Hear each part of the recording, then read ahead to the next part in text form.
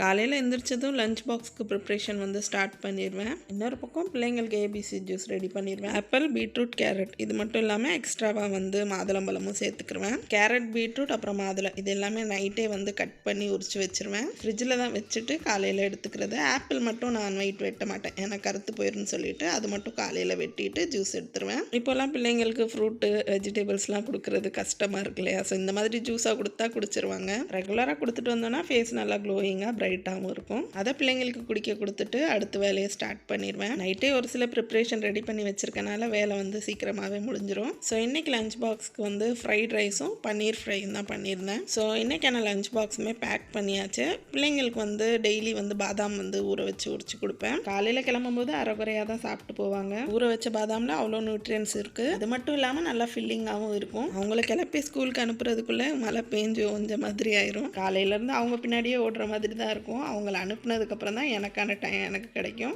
எனக்கு வந்து எம்டி ஸ்டொமக்கில் வெள்ளை பூசணிக்காய் ஜூஸ் தான் போட்டு குடிப்பேன். ஸோ இதுவுமே கட் பண்ணி வச்சுருப்பேன். கூடவே வந்து இஞ்சி அப்புறம் கொஞ்சமாக மிளகும் சேர்த்துக்கிடுவேன். வெள்ளை பூசணிக்காய் வந்து கூலிங் இல்லையா? ஸோ இதுவும் வந்து சேர்த்துக்கிட்டோன்னா சளி எலி பிடிக்காது. என்னடா வெள்ளை பூசணி ஜூஸ் இந்த கலரில் இருக்குன்னு சொல்லிட்டு நினைக்காதீங்க.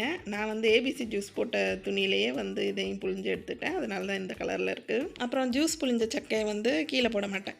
என்னோட செடிகளுக்கு வந்து உரமாக தான் கொடுப்பேன். இது எல்லாம் நல்லா அரைஞ்சதுனால நல்லா சீக்கிரமாகவே மக்கிரும். மாற்றி மாற்றி வந்து செடிகளுக்கு வந்து போட்டுருவேன். ஒரு நாள் ஒரு செடிக்கு போட்டேன்னா இன்னொரு நாள் வந்து அடுத்த செடிக்கு போடுவேன். ஸோ இதே மாதிரி மாற்றி மாற்றி போட்டுக்கிட்டே இருப்பேன். இந்த செடியெல்லாம் ஏற்கனவே போட்டிருக்கேன். அதெல்லாம் ஆல்மோஸ்ட் மக்கிருச்சு, பார்த்தாலே தெரியும். அதுக்கப்புறம் என்ன ரிலாக்ஸாக வெளியில் உட்காந்துட்டு செடிகளை பார்த்துக்கிட்டு ஜூஸை குடிச்சிருவேன். கொஞ்சம் நேரம் ரெஸ்ட் எடுத்துகிட்டு மதியான வேலையை ஸ்டார்ட் பண்ணிட வேண்டியதான். இதே மாதிரி இன்னொரு வீடியோவில் சந்திக்கலாம். பாய்.